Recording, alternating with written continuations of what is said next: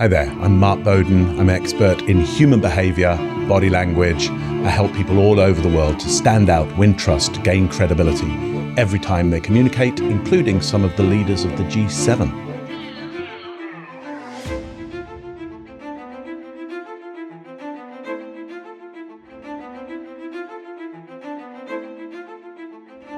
We judge each other immediately. You've already judged me. If you were in the room with me right now, I'd have judged you. And we mainly judge each other based on behavior, what the human body is doing, what's happening in the face, the eyes, the body, the context, what we're wearing. And then we legitimize that judgment by sending a message to our neocortex, our smart brain, to go and get us all the data that proves that judgment. We have biases. Otherwise, how would we get on? How I'm relating with me right now, how I'm relating with you, how you're relating with me, how you're relating with anybody else on your mind right now. Imagine just getting 10 people into a room and the myriad of possible relationships and ideas that are going on. Try and unpick that to work out what's most likely to happen next. That's really the job of my work, is let's try and work out what is most likely to happen next in a large group of people, or even just in a one-to-one situation. We, as upright hominids, social mammals, we are designed already for community. We already have the social mammalian part of our brain, which its only job is to find community, create community, and sustain community. So we have DNA coding to do this. So then the question is why do we find it so hard sometimes? Why do we find it so hard to find our community, build our community, sustain that community, and for communities not to go into conflict with other communities? Well, there's the barriers that get in the way of community. We would all be in incredibly good, healthy, stable communities right now if it wasn't for the barriers in between. It's so complex. Human behavior is one of the most, if not the most complex thing on the planet. So if you've got people in your organization, and my hope is you probably do, you're dealing with the complexities of relationships and getting people to do the things you'd like them to do that would be more effective for you and the organization. Or how do they get other people to do those things? Well, at that point, you're in trouble. You're in trouble because your chances of getting people to do what's needed to be done are low. They're just going to do what they've always done. I would think most of the time people are calling me in because there's an opportunity. You'd hope that. Now, the reality is that's not really the way the human brain works. Unfortunately, we hit barriers and then we go, uh-oh, I'm up against a barrier. I need to fix this. So you can think of me sometimes as a mechanic.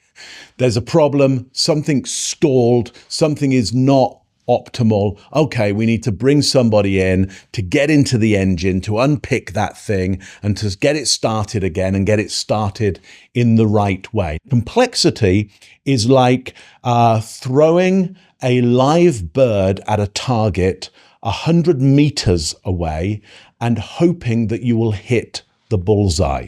What are your chances of that happening? Well, with something called nudges and teases, something attractors, you can stand a better chance of getting that bird to behave in the way that you want it to behave. Now, if you're thinking about a company, you want to be thinking about the simplicity of message that people can follow, not the complexity of a persona. That is, just if you want sleepless nights, have a company which has a complex persona rather than a simple message. If you have a company right now, you know you need a strong community around you. So you already know that you need to leverage the idea of community. As I've said, we're born for community. We're designed for community. Yes, there's sociopaths and psychopaths out there, and they're not for all kinds of reasons, but you won't have to deal really with many of those, okay? There's not as many as the news would hope to tell you that there are. Most of us are primed for community, so you need to leverage that. Your only issue is the barriers to that. Somebody like me, I'm all about dissolving those barriers, helping you understand what those barriers are, helping you over those barriers, underneath them or around them, or just letting you know that the barrier you think is there, it's not actually real. It doesn't actually exist. It's in your head right now. Some of those barriers to you having a strong community are imagined by you. So companies, when it comes to community, because community is complex, they will come up with really complex solutions for their complex problem. And then they'll find they can't execute the complex solution because it's too complex. Somebody like me who lives in this world of behavior, communication, I'm just an economist.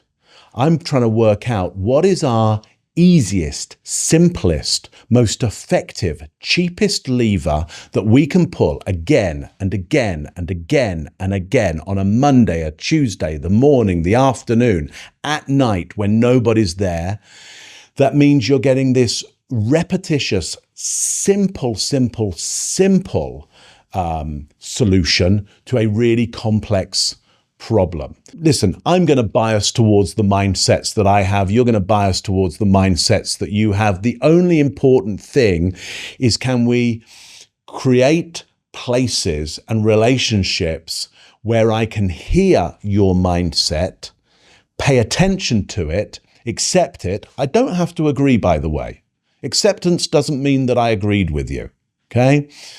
But can I accept it, and can I find a better way forward? What I care more about is, can I find some way of finding out what your mindset is? Can I find some way of listening to it? Can I find some way to accept it? Didn't mean I agreed with it. And then can I find a way forward? The way forward may be, listen, I heard your mindset. I don't accept it. I'm not paying any attention to it, but I heard it. And that's the important thing. I got something of a diversity of opinion, because for me, that critical thinking method is the only best way forward. So here's what technology can do, especially technological tools, which is what we're working with right now. It can create connections to more people faster for less money over time and space. It's an industrial tool. I'm talking to you right now through an industrial methodology.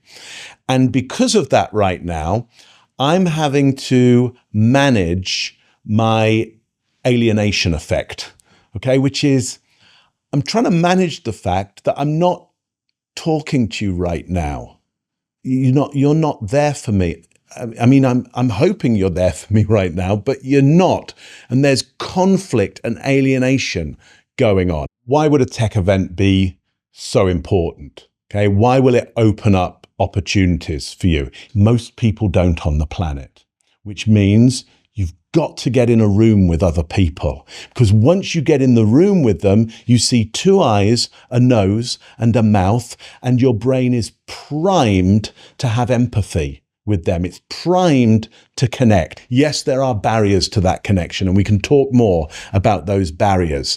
But this technology needs a technique for me for this to work. And I would say, every business successful is a friends and family business at its core, because you've got to build trusted, lasting relationships with people that are going to go decades together. So you can come to me with the outliers, but my big money goes on face-to-face, regular, with real human beings.